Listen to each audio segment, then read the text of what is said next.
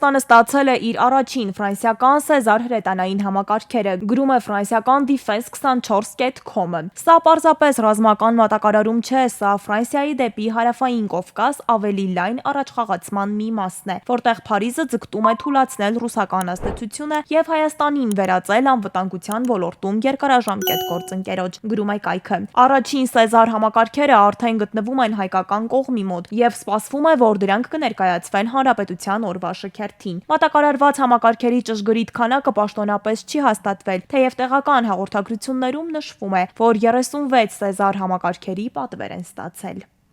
Հայաստանի արտաքին գործերի նախարարությունը ողջունել է Թուրքիայի որոշումը վերացնել Հայաստան-Թուրքիա երկկողմ առևտրի արգելքները, այն գնահատելով որպես հարաբերությունների կարգավորման գործընթացի կարևոր արդյունք։ Արտաքին գործերի նախարարության խոսքով այս քայլը կնպաստի առևտրի, գործարար կապերի եւ տարածաշրջանային տնտեսական գործակցության զարգացմանը։ Երևանը նաեւ ընդգծել է, որ դա կարող է հիմք դառնալ սահմանների բացման եւ դիվանագիտական հարաբերությունների հաստատման համար։ Հայաստանի ժողովրդագրական վիճակը բարելավում է։ Առաջին հայացքից դրական այս լուրի տակ թաքնված է բավականին տխուր մի իրողություն։ 21-ի համեմատ 26-ին Հայաստանի բնակչությունը ավելացել է մոտ 140 հազարով արցախցիների հաշվին։ Դա հաստատում է նաև մարզերի բնակչության թվաքանակի փոփոխությունը։ Ամենաշատը աճել է Կոտայքի, Արագածոտնի եւ Երևանի բնակչությունը, նվազել է Սյունիքի, Գեղարքունիքի եւ Տավուշի բնակչությունը։ Այստեղ հարցերի հարցը Սյունիքն է։ Պետությունը բավականին շատ ծրագրեր է իրականացնում այս մարզում։ Խոսում ենք ըստ էության Սյունիքի մարզում ենթակառուցվածքների եւ մարդկային կապիտալի զարգացման հնարավորությունների ընդլայնման մասին, ովս հատուկ պետք է ընդգծեմ, որ մեր երկու քոլեջներ ընդգրկված են ծրագրում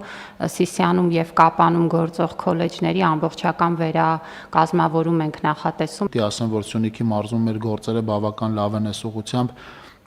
Ներառյալ նաև հյուսիս-հարավի, ուրեմն Քաջարանից դեպի Ագարակ հատվածը մենք այնտեղ տեղյակ եք, որ իրանական ընկերությունը շինի աշխատանքներ իրականացնում, պիտի ասեմ, որ բավականին մեծ թափով աշխատանքներ են իրականացվում։ Այսինքն բարելավում են ճանապարհները, կառուցվում են դպրոցներ, բայց 21-ի համեմատ մարզի բնակչությունն ավելի քան 12%-ով նվազել է։ Այդ դեպքում ո՞րն է մարդկանց հեռանալու պատճառը։ Մասնագետների կարծիքով առաջնային պատճառները հավասարապես տնտեսականն ու անվտանգայինն են։ Մի դպրոց լավ կառուցում ես մի բնակավայրում, բայց 3-4 հարակից բնակավայրերում դպրոցների գործունեությունը դադարեցնում ես, այսպես կոչված միաձուլման եղանակով միացնում ես մյուս դպրոցներին, ապա մնացած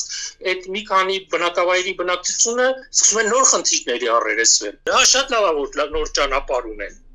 բայց տեսնում ենք, որ այն ճանապարհի կառուցումը ոչ թե դառնում է գյուղական բնակավայրը մոտակա քաղաքին կապող ճանապարհ, այլ մարդկանց դուրս գալու ճանապարհ։ Ասֆալտն ու դպրոցը լավ է, բայց ամենամերձ գյուղերի բնակիչները Արցախի օկուպացիայից հետո զրկվել են եկամտի աղբյուրից, այսինքն եթե երեխան գնում է գեղեցիկ կահավորված դպրոց, դա չի նշանակում, որ հայրը չի որոշելու ընտանիքը տեղափոխել քաղաք։ Գյուղացիական վարկ վերցրու գյուղատնտեսության զարգացման համար, ես այդ վարկը կսուբսիդավորեմ։ Վարկի տոկոսը կսուբսիդավորի, բայց արդյոք այդ գյուղացին կարող է վարկը վերցնելուց հետո վերադարձնել այդ վարկը։ Սյունիքի ժողովրդագրական վիճակի բարելավումը ըստ մասնագետների ունի առաջնային կարևորություն, առավել ևս այն համատեքստում, որ հարևան երկրում անընդմեջ առաջ է մղվում դատարկված հայկական գյուղերը ադրբեջանցիներով վերաբնակեցնելու օրակարգը։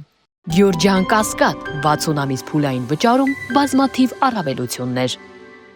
Տևական ժամանակ դոլարի փոխարժեքի էական տատանումներ չէին գրանցվում Հայաստանում եւ սա լավ էր, քանի որ թե ներգրողները, թե արտահանողները կարողանում էին ստաբիլ պլանավորել իրենց բիզնես պրոցեսները։ Նախորդ օրերի ընթացքում սակայն դոլարի փոխարժեքը դրամի նկատմամբ նվազեց, հասնելով 368-ի։ Բնականաբար հարց է առաջանում, թե ինչի հետ է սա կապված։ Կենտրոնական բանկը փոխարժեքի տատանումները կապում է ներդրումների նպատակով իրականացվող փոխանցումների ավելացման հետ։ Պորտֆելային ներդրումների մասով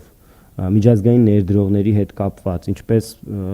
պետական արժեթղթերում, ֆինանսական համակարգի միջոցով եւ նաեւ ուղղակի իրական հատվածի մեջ նման դինամիկա մենք տեսնում ենք։ Վերջին շրջանում բավականին մեծացել են նաև մասնավոր տրանսֆերտները, նշում են մասնագետները, սա եւս իր ազդեցությունն է ունենում արտարժույթի շուկայի վրա, այսինքն դրամ-դոլար տատանումները եւս այս process-ի ազդեցության հետևանք են։ Կապիտալ հոսքեր կան, դրանք էլ են փոխարժեքի վրա դեպի ներքև ազդում ու ժամանակ առ ժամանակ մեր շուկան էլի անհավասարակշռվում է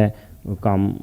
պերմանենտ անընդհատ արժևորման ուղղությամբ է գնում, ֆիզիկական անձանց կողմից կապիտալի ներմուծումը եւս դեր ունի ու միշտ ունեցել է։ Դոլարի արժեզրկման գլխավոր պատճառը սակայն ըստ մասնագետների Միացյալ Նահանգներ, Իսրայել, Իրան պատերազմն է։ Տարածաշրջանում տոտալ անկայունության ֆոնին կապիտալի հսկայական արտահոսք է սկսվել, որի ուղղություններից մեկը Հայաստանն է։ Տարվա սկզբին $1 43,000 ռեալ էր, այս պահին 1,3 միլիոն ռեալը անցնում է։ Հիմնականում Իրանը այդ ընթացքում սկսեց կապիտալազրկվել, կապիտալը սկսեց փախչել Իրանից եւ այդ կապիտալի մեծ մասը հայտնվեց Հայաստանում, որը ճշում է գործադրում հայկական դրամի վրա։ Մերձավոր Արևելքի ամենագայթակղիչ շուկաներից մեկը անշարժ գույքն էր, որտեղից կապիտալը եւս սկսել է փոխադրվել Հայաստան։ Հայաստանի Հանրապետությունը կապիտալի մի հատվածը եկել, որը նաև բերել նրան, որ այս շրջանում բավականին մեծ քանակությամբ տնտեսական աճ ունենք։ Սա էական անկում է եւ առաջինն այն իրենց մաշկի վրա զգալու են արտահանողները։ Ուժեղ դրամը նշանակում է հայկական ապրանքների մրցունակության անկում դրսի շուկաներում։ Նման իրավիճակներում կա մի գործիք, որը ունակ է դադարեցնել դրամի արժևորումը դոլարի նկատմամբ։ Դա դրամի վերաֆինանսավորման տոկոսադրույքն է։ Կենտրոնական բանկը սակայն այն թողել է անփոփոխ։ Պատճառներից մեկն այն է, որ թույլ դրամը կարող է հանգեցնել նաև գնաճի ներկրվող ապրանքների շուկայում։ 2026-ից ուժի մեջ մտած նոր կարգավորումներով սահմանափակվել է բազմաբնակարան շենքերի պահպանման վճարների կանխիկ հավաքագրումը, իսկ զուտ կառավարչական գործառույթներն աստիճանաբար անցնում են մասնագիտացված հարթակ։ Այսուհետ շենքերի կառավարիչների համար սահմանվել են պարտադիր կրթական եւ որակավորման չափանիշներ։ Նրանք պետք է ունենան առնվազն միջին մասնագիտական կրթություն եւ անցնեն հատուկ վերապատրաստում իրավական, տեխնիկական, ֆինանսական ու վարչարարական ուղղություններով։ Այն կառավարիչ ովքեր մինչև 2027 թվականի հուլիսի 1-ը չեն անցնի համապատասխան վերապատրաստումը, կարող են զրկվել իրենց լիազորություններից։ Աշխարհում գրեթե յուրաքանչյուր 4-րդ աշխատատեղ կանգնած է տրանսֆորմացիայի շեմին։ Bank of America-ի վերջին հետազոտության համաձայն գեներատիվ արհեստական բանականությունը կարող է ազդել շուրջ 838 միլիոն աշխատատեղի վրա։ Ի տարբերություն նախորդ տեխնոլոգիական ալիքների, այս անգամ հիմնական ազդեցությունը կրելու են բարձր որակավորում ունեցող մասնագետները, կանայք եւ երիտասարդ աշխատուժը։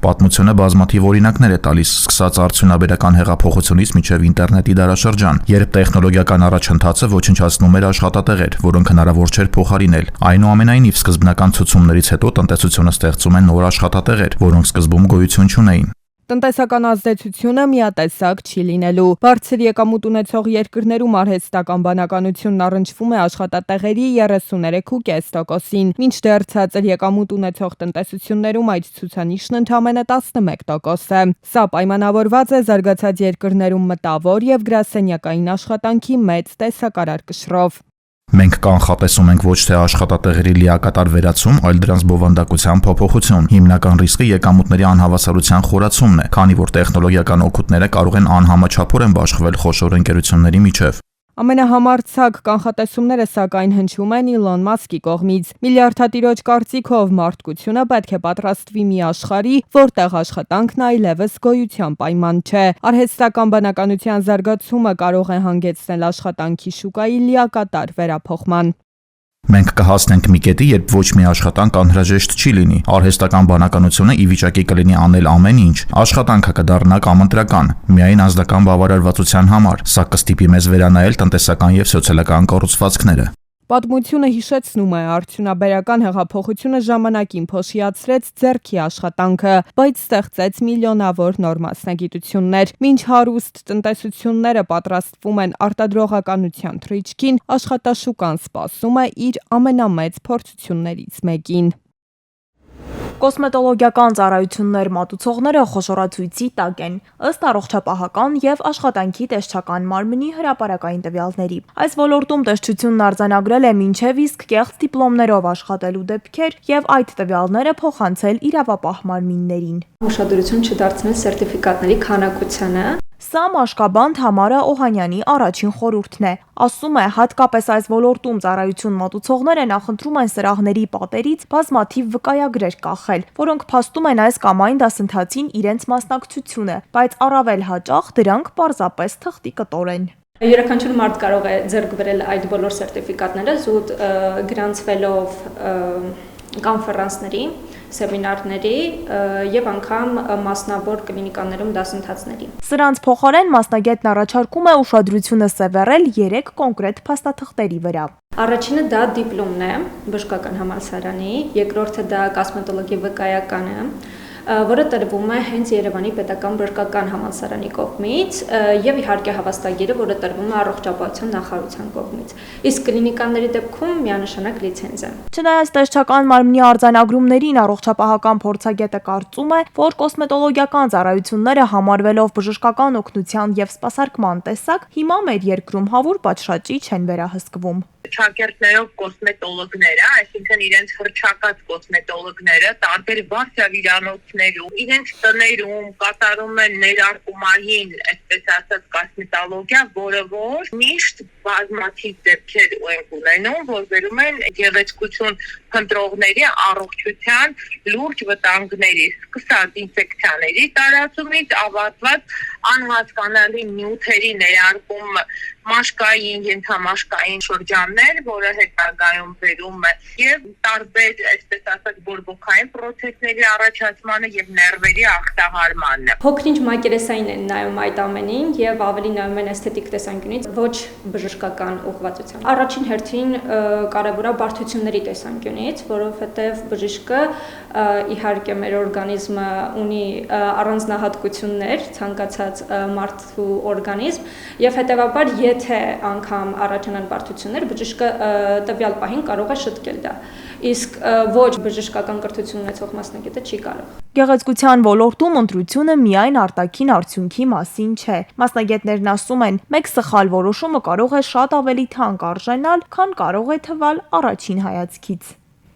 Պոլիկլինիկաներում գործող նեղմասնագիտական որոշ կաբինետներ փակման վտանգի շեմին են, որոշ հիմնավորումներ վկայաբերում են այն պատճառը, որ ցածր է դիմելիությունը, ինչը մասնագետներից շատերի դիտարկմամբ լիարժեք ու համոզիչ փաստարկ չէ։ Առողջապահության ոլորտի փորձագետներն ասում են, որ օրինակ ինֆեկցիոն ծառայությունները լայն գործառույթներ ունեն, որոնք չեն արտահայտվում պացիենտների այցելությունների թվով։ Դրանք ներառում են կանխարգելում, վաղ ախտորոշում, համաճարակաբանական վերահսկողություն, կրթական աշխատանք։ Առաջին՝ վարակիչ հիվանդությունների վաղ ախտորոշում եւ բուժում, երկրորդ՝ վարակների վերահսկում եւ կանխարգելում, երրորդ՝ կոնտակտային անձանց վերահսկում, չորրորդ՝ իմունոպրոֆիլակտիկա, սա արդեն հանձնված է ընտանեկան բժիշկներին, հինգերորդ՝ քրոնիկ ինֆեկցիաների կառավարում, վեցերորդ՝ համաճարակաբանական հսկողություն, յոթերորդ՝ կրթական եւ խորհրդատվական դեր։ Առողջապահության ոլորտի կազմակերպիչներին մտահոգողն այն է, որ այդ գործառույթները փոխանցվելու են այլ բժիշկների, ովքեր դրա մասնագետները չեն, ուստի սպասվող փոփոխությունների ֆոնին անհանգստացնող է նաև կանխարգելիչ բժշկության արժեզրկումը։ Իրանք ուզում են մի քանի կենտրոններ թողեն մասնագիտացված, այն մանր-մունր, որ աշխատավարձ չտան եւ այլն, մաքրեն։ Այսինքն ամեն մի պոլիկլինիկա չի, որ փող ունենա ինֆեկցիանից կամ նեզներ մասնագետ, որ իրանք չեն կարող պահեն։ Մի քանի հատ ունենան կամ մեծ հիվանդանոցներում կամ իրանք ընտրյալ պոլիկլինիկաներում դրանք լինեն, որովհետև չի կարող որ չլինի։ Պացիենտների համար սա կարող է հանգեցնել մի շարք վտանգներով պայմանավորված ուշ ախտորոշման ռիսկի, երբ նեղ մասնագետը հասանելի չէ, այդ դեպքում բուժառում կամ ուշ է դիմում կամ էլ դիմում է ոչ համապատասխան մասնագետի։ Արդյունքում հիվանդությունն արդեն կարող է բարդացած լինել։ Դրանից բացի վարակների վերահսկման տեսանկյունից էլ այն կարող է նպաստել դրանց տարածման աճին։ Առողջապահության կազմակերպիչները նշում են, որ սրանք գործընթացներ են, որոնք թեև չեն երևում, բայց երկարաժամկետ առումով շատ վտանգավոր են հանրային առողջապահական տեսանկյունից։ Նրանց կարծիքով կարևորը քանակական որակական գնահատականների միջև հավասարակշռության պահպանումն է։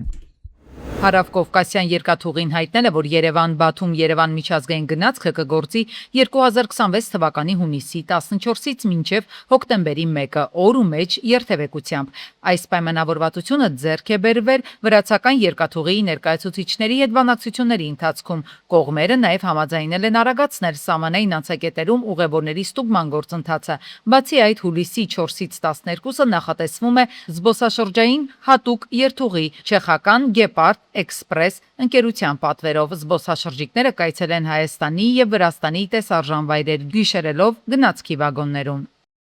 Ջուրն այլևս պարզապես կենսաբանական անհրաժեշտություն չէ, այն վերածվել է բարձրարժեք տնտեսական ակտիվի։ Համաշխարհային բանկի կանխատեսումներով ջրի դեֆիցիտը որոշ տարածաշրջաններում մինչև 2050 թվականը կարող է հանգեցնել ՀՆԱ-ի մինչև 6% անկման։ Աշխարհում ջրի ամենամեծ սպառողը Հնդկաստանն է, որտեղ ստորերկրյա ջրերի մակարդակի անկումն արդեն իսկ սպառնում է պարենային անվտանգությանը։ Սակայն խնդիրը միայն քանակը չէ, այլև կառավարումը։ Միջազգային համաձայնագրերի բացակայությունը սահմանային ջրերի շուրջ տարեկան միլիարդավոր դոլարների վնաս է հասցնում միջսահմանային տնտեսություններին։